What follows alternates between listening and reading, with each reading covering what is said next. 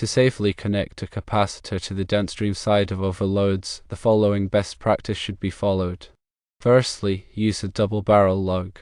Install a double barrel lug on the incoming side of the capacitor. This lug will allow the connection of the number 10 capacitor conductor and the 2/0 motor conductor. Secondly, rate the lug. Ensure that the double barrel lug is rated for the combined ampacity of the motor and capacitor conductors.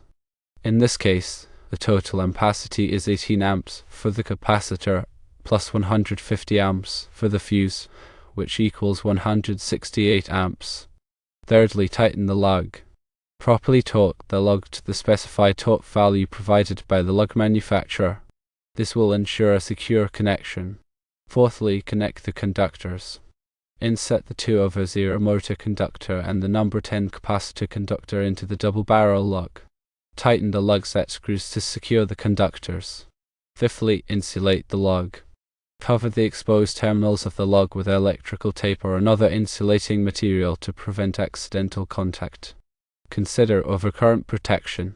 Verify that the existing fuse or circuit breaker is adequately sized to protect all three conductors, the 2/0 motor, the number 10 capacitor, and the 150 amp fuse.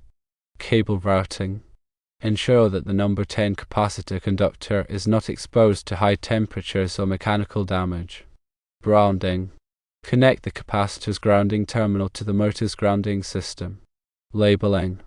Clearly label the capacitor's terminals to identify the motor and capacitor connections. By following these steps, one can safely connect the capacitor to the downstream side of the overloads, ensuring proper operation and compliance with electrical codes.